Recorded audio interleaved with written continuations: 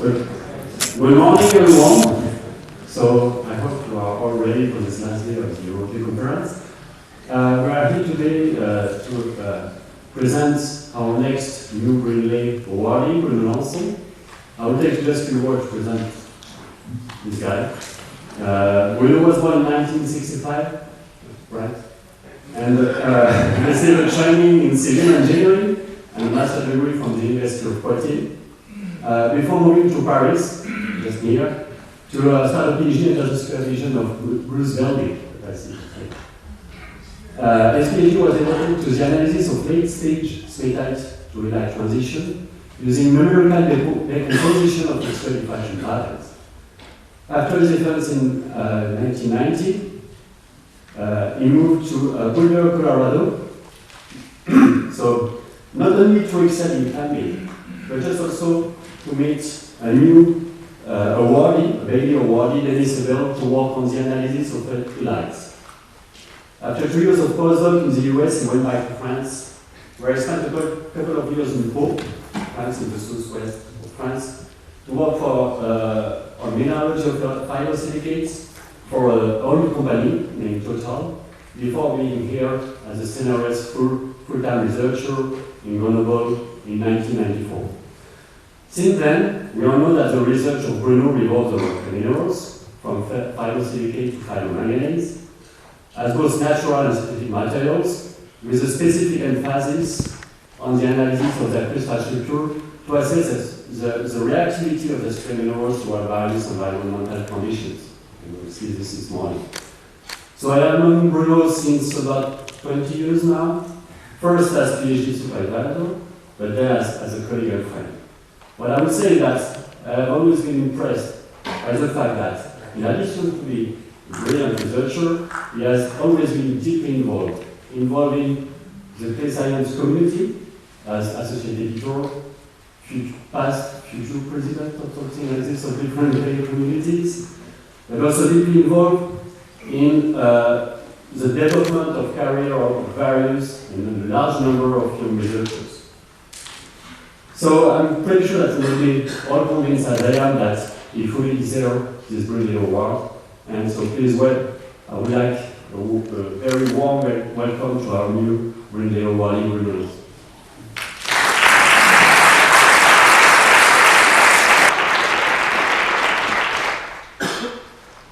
Thank you, Eric. So, which my size. So I'm very pleased to receive this award for the Brindley Lecture 2019. So probably most of you have recognized the first part of the title, which brings back to the Brindley book. And what I've tried to make for this talk was to try to get back from what is supposed to be this award. And if you look at this award is supposed to be to infuse the society with new ideas. And to know what is new, the first thing you have to do is to look back in history. And for me, this history was this book. It's where essentially I learned a lot of what I know now. And try to do, what did I do new since this book, which was written essentially 40 years ago. So this will be essentially what I've been doing with this talk, and we'll try to show you that we're still doing some old stuff, and we're trying to improve our skills in doing that.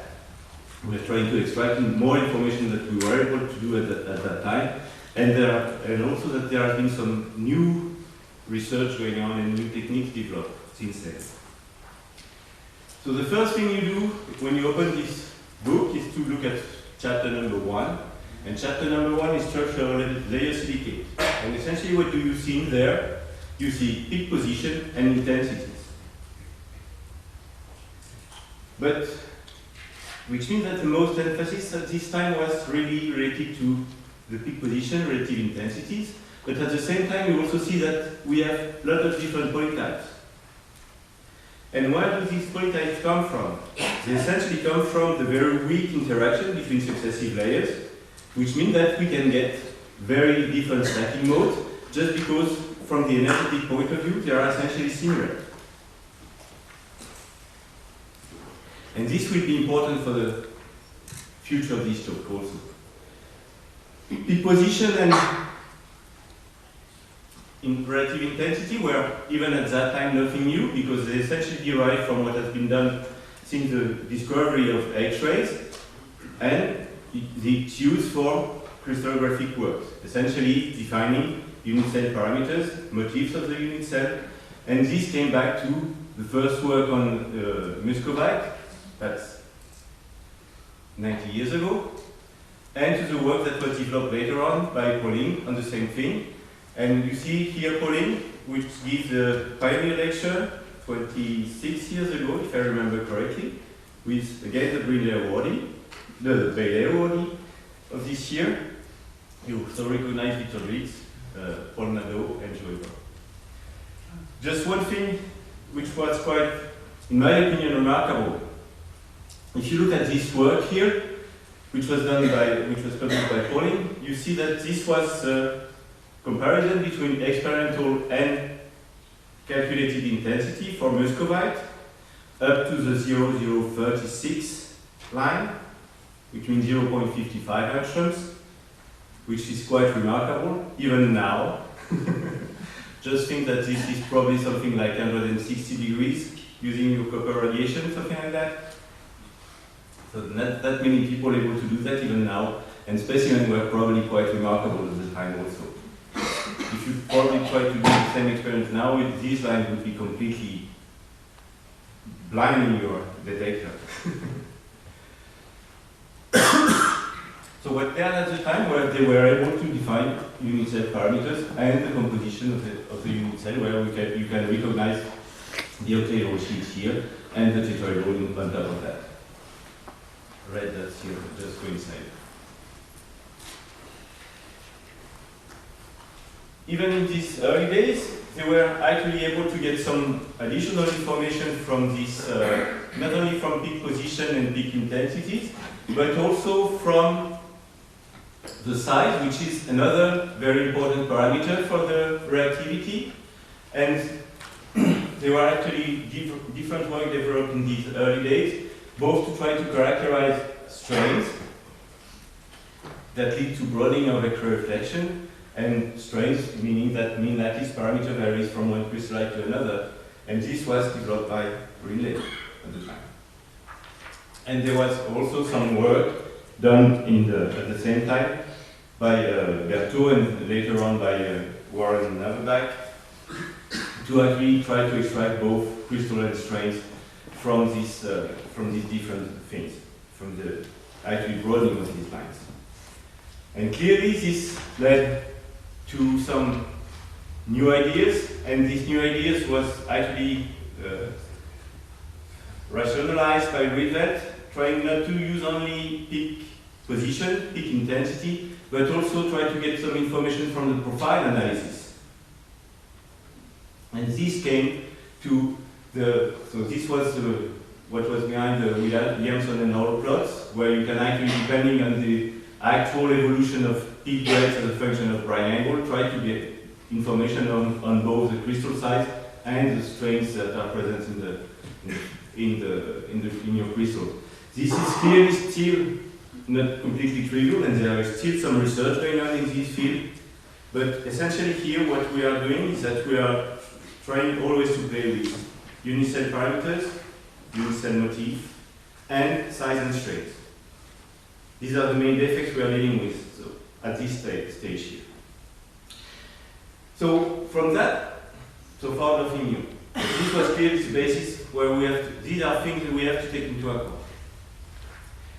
I will just try to illustrate that with an easy thing. It's just octahedral layers. This is brucite, but I will deal with, you just replace the magnesium here by nickel, and this will be the nickel hydroxide I will be talking about later. And essentially what we will be showing is that how these layers could stack. And if you get some stacking here, we have, as for muscovite, as for phenosilicate, we may have different polytypes, different way to stack things. And the most common one is beta nickel hydroxide, which is used as a battery material, and a regular stack of nickel nickel hydroxide, where you have no displacement from one layer to the other, just would give a diffraction pattern like this one. But you can imagine many different ways to actually stack these different layers. This was described a couple of years ago. Now, what about the influence here? The influence here is that if you start to mix these different stacking modes, you end up with slightly different diffraction patterns. And what's most striking, if you compare this diffraction pattern with this one, is the broadening, which is different, completely different here. And you have sharp line, broad, broad, sharp, sharp, which is completely different from this behavior here. Which means that we are not dealing here with crystal size, we are not dealing here with strength, we are dealing with something completely different, which is actually the interstratification of different polytypes within the same crystal. Why is this of any interest? This is of some interest just because if you are using for your battery defect-free nickel hydroxide, you end up with something like 0.45 electrons per nickel. If you are using defective materials, you end up somewhere between 0.75 and 0.9 electrons per nickel, which just means that you can have a battery lasting twice longer in this device or in your cell phone, or you may have a battery which is twice smaller for the same power. So maybe it's some interest in looking in the defects here. So how would do we do that? Here we have two things that we might think of. The first thing that was rationalized 70 years ago by Jacques Marine, and later on for three-dimensional structure by Victor Dritz and Doug McCarthy. Again, both Bailey and Brindley lecturer, Jackson lecturer, if I remember correctly. We have two effects. One is peak migration that we expect if you have interstratification between, in this case, tartrate, we layer the hydroxide with one type of an ion and layer the hydroxide with another type of an ion, and if we have interstratification, we will have a shift of peak position between the lines corresponding to the blue layers and to the red layers, just as it was described in this book here. Depending on whether you have ordered interstratification or random interstratification, you may or may not have. Here you have some super reflections that are characteristic of this, the evolution of these solid lines here, and here we have no super reflection, which is characteristic of random interstratification in this case. And we have a second effect, which is the Q rule of Reynolds, which is the broadening depends on how far the reflection corresponding to periodic red and periodic blue are from each other. If they are close to each other, we have very sharp peaks resulting. If they are far from each other, we have very broad peaks resulting. And this is exactly what was here in the diffraction patterns of the nickel hydroxide. This is for defect-free nickel hydroxide, and you can see, you can recognize here the 110, 101, etc. theories of reflection. I've calculated that a bit further. If we introduce a different polytype here, so I have the blue layer, which is my main layer, I have red layer, and it is interstratification of both blue and red so two different polytypes gives rise to different broadening. If you have two lines, the blue line and the red line are close to each other, we have very sharp lines. Here they are quite far from each other, we have significant broadening. And this is clearly what you can recognize here. We have sharp 100, and we have much broadened 101, 102, and again sharp 110, 111, etc., etc. So it's possible by comparing what you have measured and what you have in your sample, and what you think is in your sample, what you have calculated, here the purple line, to try to actually understand what kind of defects you may have, what are the proportions, how they distribute within your crystals, and how they relate to these properties, to the reactivity, in this case, the electrochemical performance.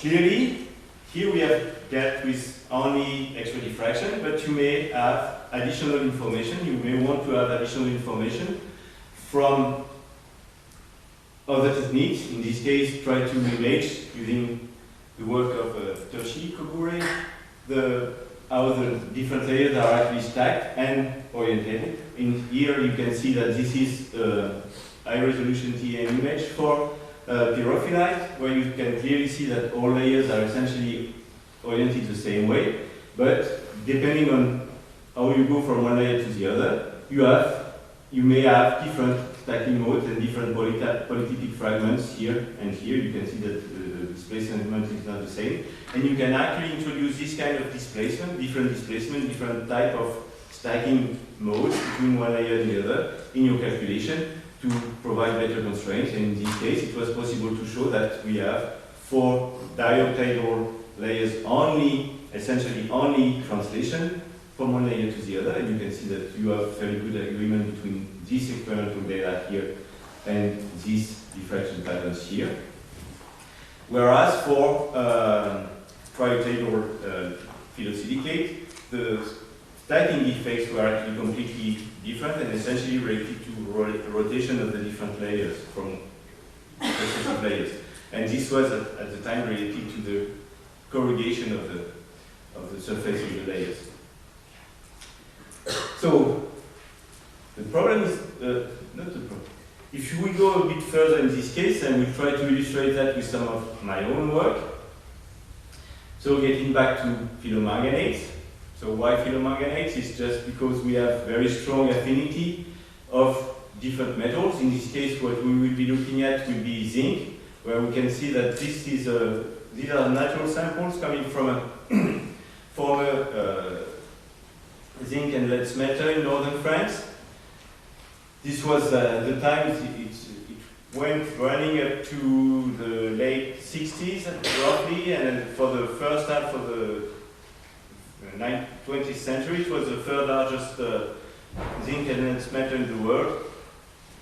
So everything has been removed or covered to allow the vegetation to grow. The top pile here has been removed, and they've built a high school on top of that, of what is remained. There is a remarkable park here, which is a natural park or state park here, which is known and renowned for some very specific flowers going on, that are flowers that are able to grow only on highly contaminated substrate. And these highly contaminated substrates actually come from the fallout of fly ashes. And in undisturbed region, we do have a centimetric layer containing 1% lead, 2% zinc, that's not thick enough to be mined, but the concentration are way enough. What's going on if you look at the evolution of the concentration with depth? You can see that essentially for lead you have very limited migration of lead, which is essentially limited to particulate migration, whereas for zinc you have very strong migration to the depths, and you have very strong concentration of zinc even in deep horizons. It's 1 meter deep. This is essentially regional background for both zinc and lead, which is about the same order of magnitude in this case, which means that not only you have strong migration of zinc, but also that you have strong interaction of zinc with the soil here. And if you look at the speciation of this zinc here, you have essentially 50% of zinc associated with clay, with phyllosilicate, 25% associated with iron oxide, and with 25% associated with manganese oxide. We have 2 to 3 orders of magnitude higher concentration of the iron oxide, which means that if we have equivalent amount of manganese, of zinc associated to manganese and iron oxide, it means that also that we have 2 to 3 orders of magnitude higher affinity of zinc for manganese oxide compared to iron oxide. So we tried to understand what was going on here, and what we did at the time was to try to get some more information about how zinc is associated to these phyllosilicates, and we essentially did the same work as was shown before for nickel hydroxide. Here I have this blue polytype here, 1H type, which is a displacement from one layer to the other. And you see that the diffraction line I get experimentally, the black crosses here, are essentially the same as what we have, but I have some displacement. Here I have essentially no displacement here. There's short displacement here of the experimental compared to what I should have if I had only one H polytype. And in all cases, the displacement is towards this purple polytype, which means that what we probably have is interstratification of blue and purple polytype. And if you calculate a diffraction pattern with, if I remember, 20% of the purple polytype and 12% and 80% of the blue polytype, you are able to reproduce almost perfectly all diffraction patterns for this phyllomagnetic. So if you go a bit further, and we add zinc to the system, we have, in this case, a completely different polytype. You can see that we have diffraction pattern which is very similar, in this case, to the purple polytype. And again, experimental data is always slightly shifted, so we have to reconcile position, we have to reconcile intensity, and if you compare here, we also have to reconcile broadening, which was about correct in this case, and we have something which was clearly much too sharp in the calculated pattern compared to the experimental one. And by introducing this specific broadening related to interstratification, we were actually able to reproduce this specific broadening. So we will do exact same thing here. These lines here were not calculated. And again, you can see that you have specific shift. And in this case, you have to introduce essentially 12% of the 1H polytype in a stacking which is dominated by 1N polytypes, this purple one. Now, positions are about right, the profiles are about right, but we still have problems with relative intensities. And these problems with relative intensities are actually related to the motif of the unit cell. Here I have the right proportion of the different stacking modes. I have all of the parameters like strains, like the crystal sizes that were about correct. And the main problem here was to actually do that with to fit all these data and to improve the fit of the relative intensity. And what we did for that was to modify the motif of the unit cell, and in this case specifically to introduce not only octahedrally coordinated zinc above or below vacant site, but also tetrahedrally coordinated zinc. And in this case we had about 1/3 of zinc tetrahedrally coordinated and 2/3 of zinc which was octahedrally coordinated. And in this case we are able to fit the whole set of experimental intensities. What's the implication for reactivity in this case? Clearly, the interaction between this zinc and the octahedral manganese layer is much stronger in this case than in this one. And here also it provides additional information about why we changed completely polytypes, going from zinc-free to zinc-bearing ganesites. It's because we have here extremely strong hydrogen bonds with tetrahedrally coordinated zinc, which allows for extremely short H2O to oxygen distances, allowing for very, very strong hydrogen bonding and very strong stacking mode in this case. But this was not completely new. If you look at chapter 2 now, this was what was described here by Brindley for kaolinite. And I think what has been new in this case is mostly the increased availability of digital diffraction data, because if you want to really compare what you have measured with what you are calculating, the first thing is to have digital data.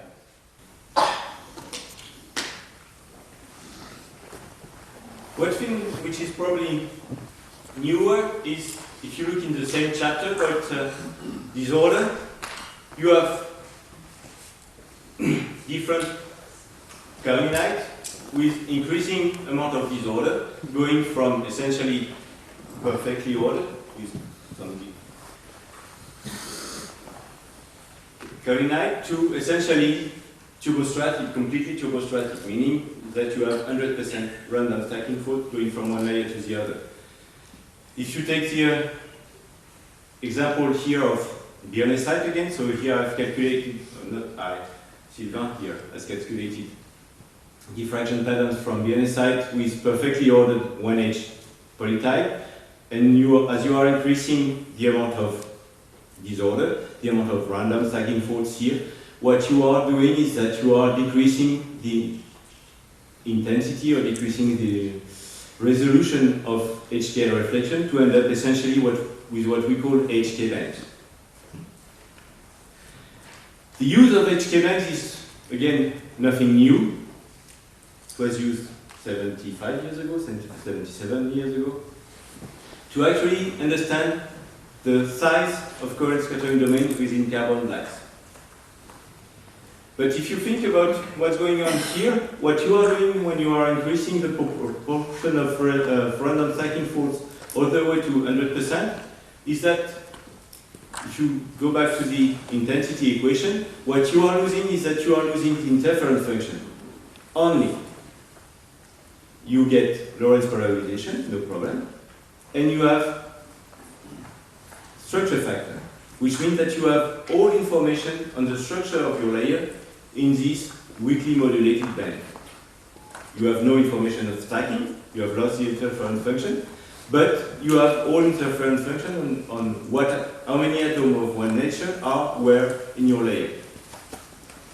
Which means that you are able to make calculation for, in this case, is iron present only in octahedral layer, in the octahedral sheet of 2-to-1 layer of non-tronite, or do we have some iron present also in the tetrahedral sheet?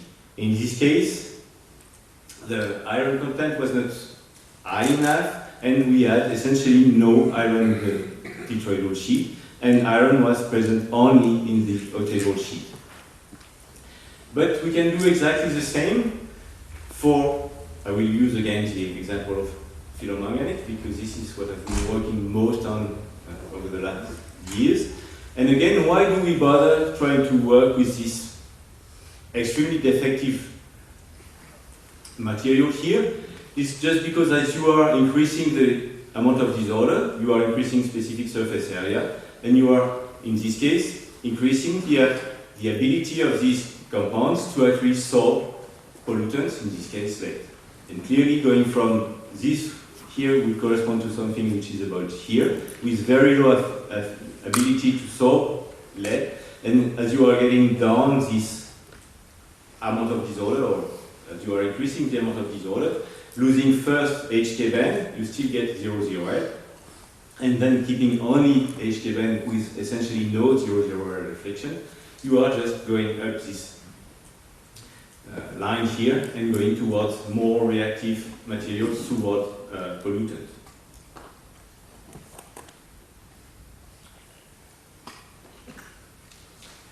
The other reason to be interested in this material is that they are extremely frequent in nature.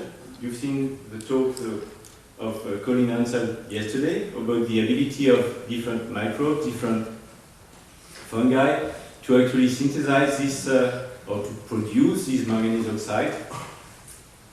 And in most cases, the only thing we have is that we have or not 0,0 reflection here, and we have only HK bands with very diffuse modulation.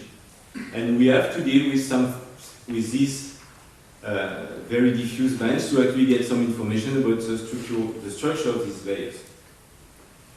So we'll use the example of 3 different manganese oxides that were essentially synthesized by the same fungi here. There are just different varieties of these, essentially same fungi.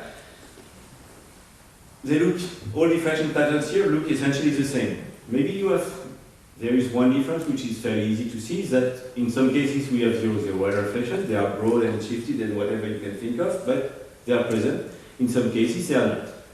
This is just scattering from fungal cells, which means that part of that bump here is actually related to fungal cells that are left. If you look at this part, if you took to material chemist, this is amorphous. If you're talking with somebody else, maybe you will say that we have some HK bands, which means that we have a layered structure that are triple-stratic. And maybe if you have some imagination, let's say at first, you can say that this one is decreasing steadily, this one is decreasing steadily, then you have kind of a bump here, and again, a new bump here that may or may not be present here. Is this related to any difference? Remember that what you are seeing here, these were all measured on the same instrument, essentially same scattering factor, etc. So which means that Lorentz polarization factor here is similar for all things. We have no interference function left, so the only reason to get such difference is that maybe the structure factor is different, which means that the motif of the unit cell is different. So the first thing we did was to try to get some information with that, as we were not sure that X-ray diffraction would be sufficient. We tried to couple that with different techniques, including X-ray absorption spectroscopy, and in this case it was possible to try to compare our experimental data, the dashed line here, with spectra that were recorded for different reference materials to try to understand what would be the local environment of manganese. And in this case, clearly, this is a triclinic BNSite. For triclinic BNSite, we have a doublet here that we clearly don't have in our case. We also have some problem of frequency here, here, here. If we go to lithiophyllite, in which we have the same amount of manganese-free as in the upper one here, but randomly oriented here, what we are doing is that we are losing this doublet. We get only one single peak now, but we still have a fairly strong problem of frequency here, here, here again. And you clearly see that we have a much higher frequency here for lithiophyllite compared to our sample, which means that we essentially have much longer manganese oxygen and manganese distances within our experimental data. And if we finally compare that with hexagonal BNSite, where we have essentially manganese 4 in the octagonal layer and manganese 3 sitting above or below vacant layer size, here we have single peak here, and you can see that we have essentially resolved all problems of frequency, or they are at least much lower.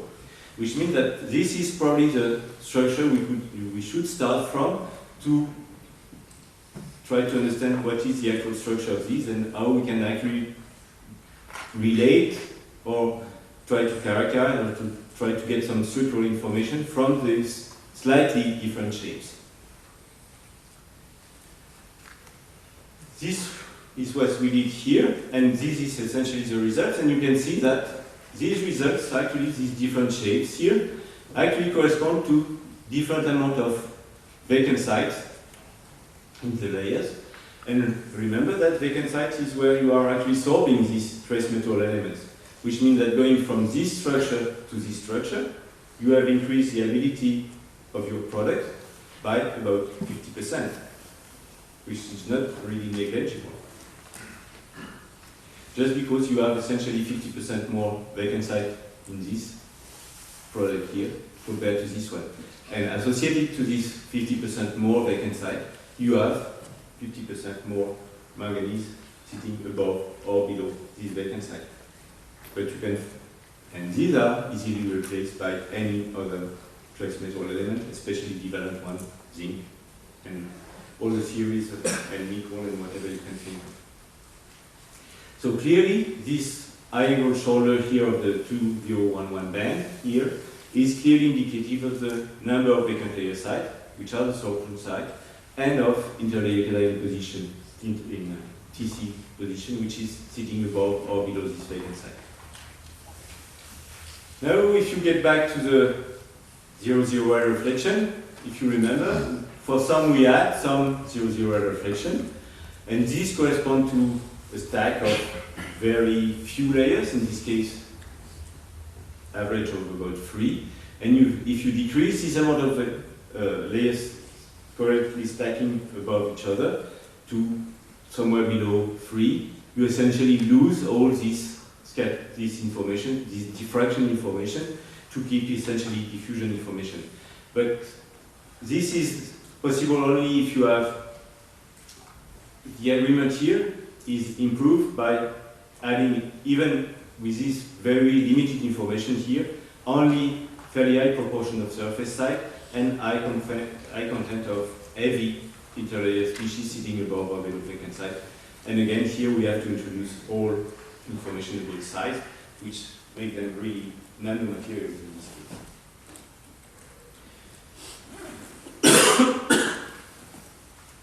So this is just another example of the same thing here.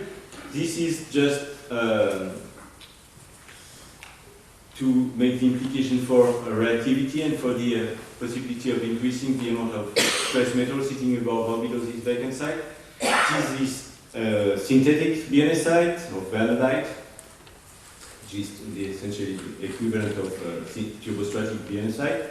And here we have, what we have done is that we have increased, going down, we have increased the amount of zinc stored on this vacant site. With very limited amount of zinc, you essentially see no transformation of the gray one here is just the one without any zinc stored. And as you are increasing the amount of zinc, you can clearly see that you have a modification of this profile here. And this modification of the profile is just related to, again, the motif of the structure.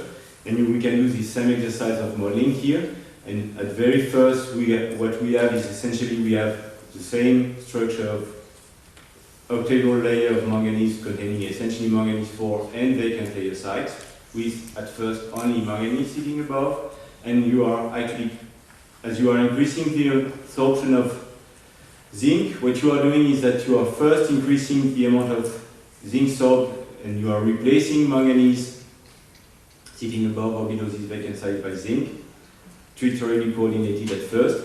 And as you are getting further and further, you are increasing the proportion of zinc. What you are doing is that you are actually creating new vacant sites. You are removing manganese from the layer to create, manganese 3 especially, from the layer to create new vacant site. You are also slightly reducing the size of the coherent scattering domain within the AV plane, which means that you are dissolving slightly your particles, and you have to introduce some zinc octahedrally coordinated. And if you summarize everything, these very subtle differences here that you've seen before, what you are doing is that you are actually increasing the amount of vacant sites, you are decreasing the size of the coherent scattering domains as you are sorbing. And so sorption is actually the driving force. Zinc sorption is actually the driving force for this modification of the layer structure, which means that we can get some understanding on what is going on during this sorption, and if you really want to model this sorption completely, you will have to take into account the modification of the substrate on which you are sorbing, which means that you are not sorbing on something essentially inert. You are modifying that. So these are strong implications again on reactivity.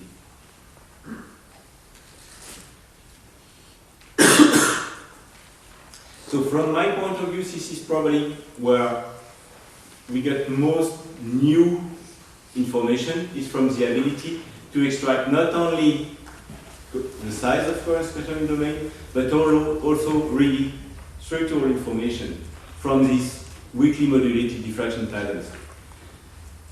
This ability now has been introduced also in Rietveld code, like BGMN, and which make for me, a significant breakthrough, allowing the quantification of mixtures containing these extremely defective structures.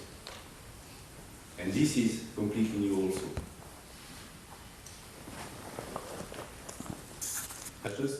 And we go to the chapter 4 now on interstratified terminal, which was written at the time by Bob Reynolds.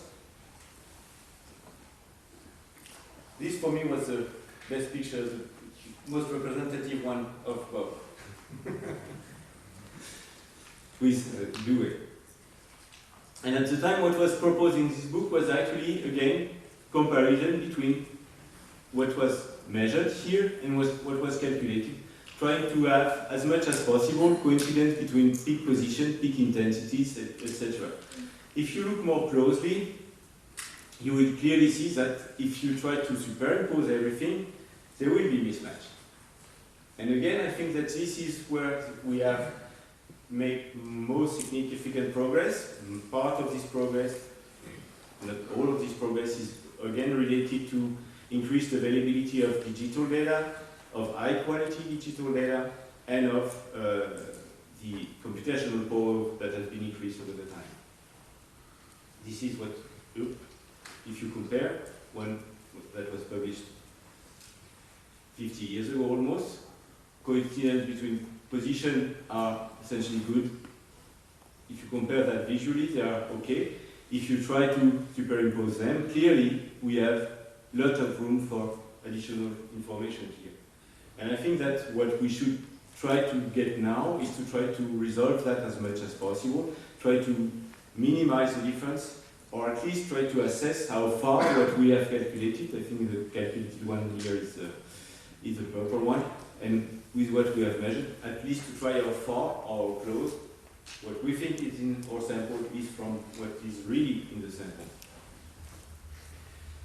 From my point of view, so this means that qualitative agreement is not sufficient, and that we really need to get quantitative profile fitting. And what I will try to show you within the next 5 to 10 minutes is that this quantitative profile fitting is possible even on natural samples.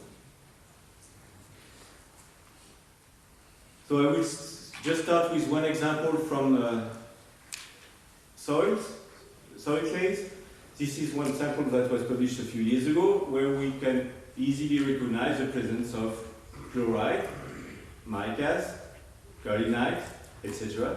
And probably something here, which is in between chloride and mica, plus shifting as we are treating that with ethylene glycol, which means that if we make a very quick model, we will introduce discrete chloride, discrete elide, discrete kaolinite, and we have introduced here a mixed layer between elide, chloride, and smectite, so I try to fit this intensity here, and here we have essentially reproduced all main diffraction peaks. Except that if you really look here, we actually have some strong discrepancy between what was calculated, the red line, and what was measured, the crosses, here in this region, here in this region, here, here, here, here again. What we did in this case was but we have no specific peak related to that, no specific maximum. We are missing intensity, but no peaks. No peaks meaning that we have something extremely diffuse and weak, and weakly modulated, something like that, probably. And this is the less than 0.05 micron fraction that was extracted from this initial less than 2 micron fraction. This less than 0.05 micron fraction represents about 1/3 of your sample.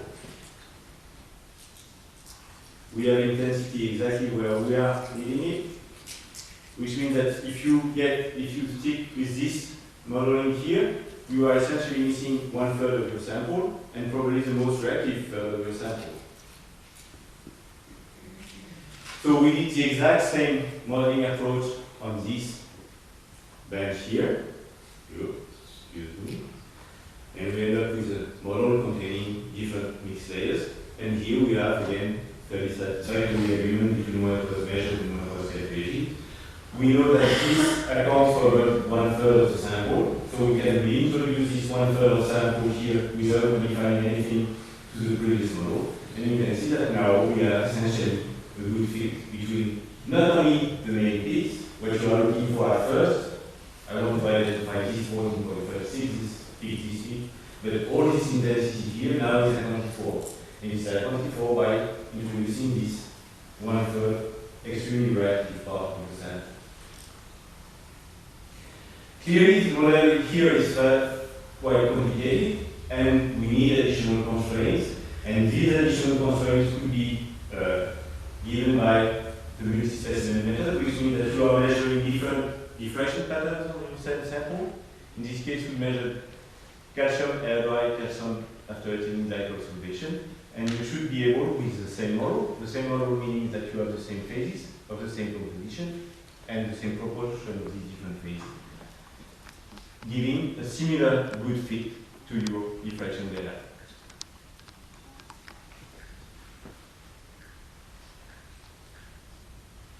Just a small warning here.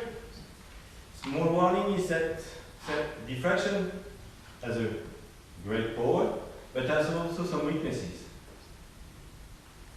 And one of the weaknesses of diffraction as itself is that we have limited sensitivity to the actual nature of the defects present in the structure. And in this case, these were samples from the Morrow plots, experimental fields. And we first started to fit this data. We tried to use these samples to assess the potential impact of plant growth on the potassium content and on the possibility of mineralogical modification induced by potassium uptake by plants. And we first started by doing this model using this Collinite smegmite model, and we essentially were able to get a satisfactory fit to the data, no problem. We have another model here, which also gives satisfactory fit to the data. These models are totally different. Which one is the right one? And this is where it's a good idea to have new ideas, but it's also good to remember what previous people have done.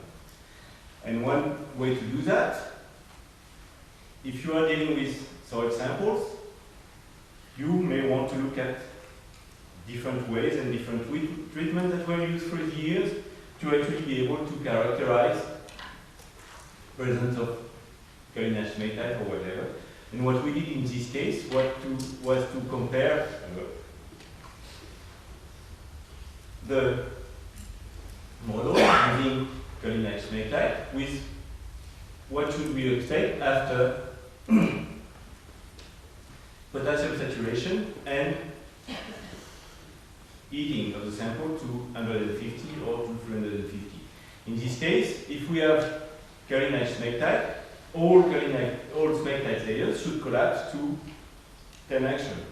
And in this case, we should increase the intensity somewhere in between Collinite and collapsed smegmite. So we should increase intensity in this region. This is exactly what we should observe here. We should observe intensity between the red Collinite and the blue collapsed smegmite. Clearly, we have no increase of intensity in this region, which means that we have to reject this model and to keep the same one. And we have to exclude this presence of Collinite smegmite, which accounted for 65% of the sample width. So we cannot miss that. So it means that modeling is a good thing, but also remember that some people have done some work before you, and it may be worth looking at that. So clearly, few implications for reactivity coming from this modeling of 0-0 reflection with different fins. This is an example we've been doing with Eric, or Eric has been doing essentially over the last 20 years. Almost. Just to show that modeling of this X-ray diffraction data, in this case accounting for not only X-ray but also neutron with H2, neutron with D2, etc. And a good fit of this data allowed to actually improve the Lamellar parameters in this case for GCMC computational series, and allowed to predict actually the mobility. And this here we are comparing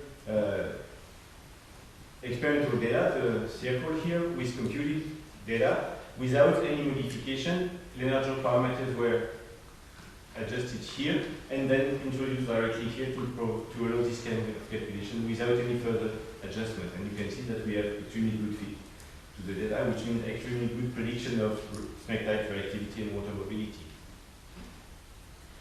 Another example, more recent one, that was just published a few months ago. These are clay-like, I would say, except that if you look at the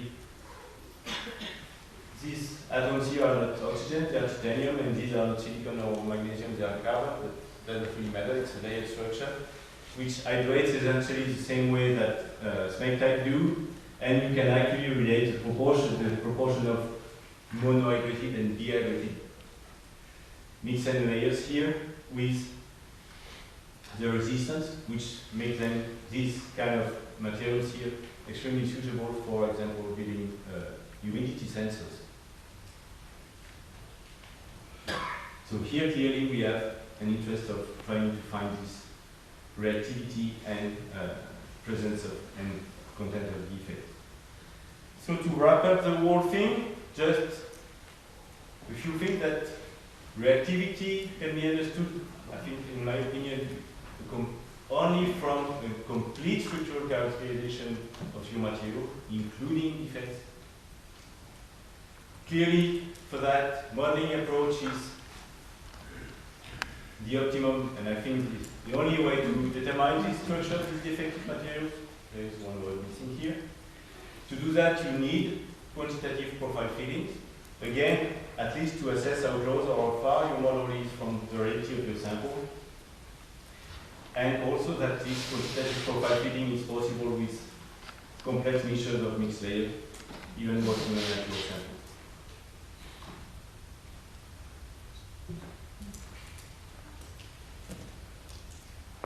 Clearly, you have, with this modeling approach, you have new tools. So don't do only what has been described before. You have imagination, and this is your strength. But don't forget also what has been known before, and remind for the possibility of using old treatments to characterize or to reject or to accept one of the models. And clearly, the ability of this modeling approach is enhanced if you are combining techniques, computational one, or any kind of additional experimental data. And if you combine all these techniques, you are getting a strong approach to this data. And with this, I will just conclude by thanking a lot of people who have contributed to this thing, and even more people contributing to this, and some of them at least are in this room, and I really appreciate that. Thank you.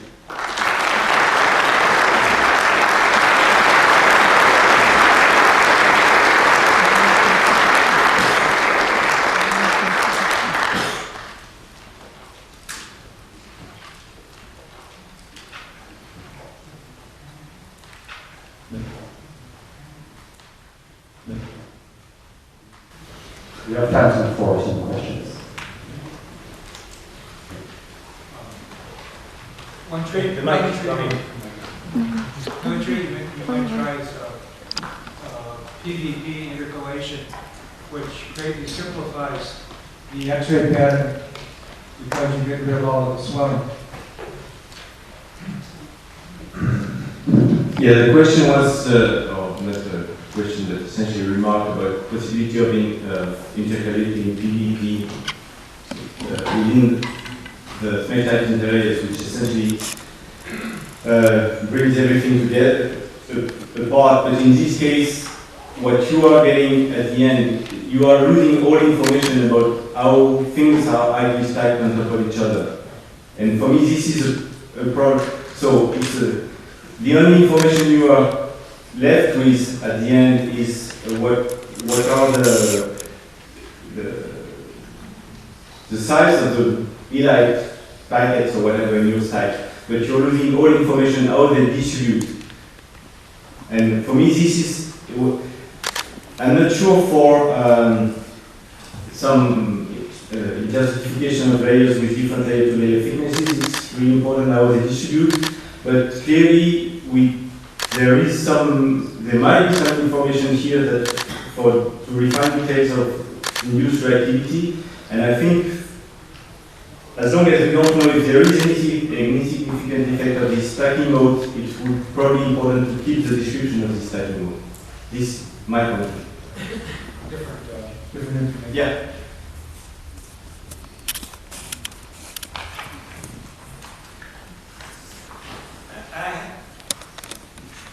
I have a comment on this finest fraction. Yes. To call the most reactive fraction.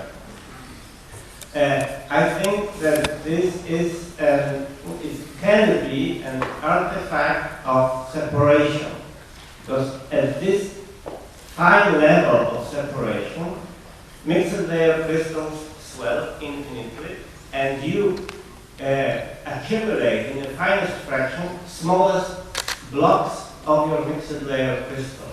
And we know this, and we are using this phenomenon in potassium argon dating, because if you take one illite smectite clay and do this very fine separation, you end up with fractions containing coarser and finer illite crystals. It's breaking up of one mixed layer crystal into smaller and thinner and thicker pieces. So I think that this fraction, perhaps it depends on the procedure of the separation, but under certain circumstances, this is definitely the case.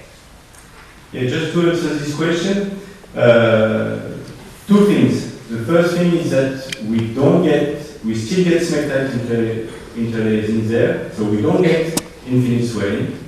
And the second thing is that if you are looking here we have made only less than 2 micron fraction separation. Here we are clearly missing some information. The information is there. So here, when we are doing this less than 2 micron fraction separation, we have included this contribution. This is the contribution of the essentially 0.2 to 2 micron fraction would give that. And if we add this contribution of the finest fraction, here we have satisfactory fit, which means that this is not an artifact, definitely. Oh, it's misunderstanding. No, I'm saying that what's an artifact is a separation. Yeah, but I'm not saying that these particles do not exist, except they do exist, but they are parts of bigger crystals. They may be parts of bigger crystals that were separated due to infinite osmotic swelling. And the argument that this is mixed layer clay is not contradictory, because if you separate these particles and then dry them, they recombine into crystal, which is exactly the original crystal. So you end up, if you have ordered illite spectite, you separate it into bigger crystals and smaller crystals, you dry the thing, and you will end up with 2 mixed layer crystals with higher and smaller amount of smectite layer. So it's real. I think just to answer this question, here we have separated less than 2 micron fraction, we have redried everything, and we still have this extremely fine fraction. If they are present in my sample, it's not an artifact. Okay.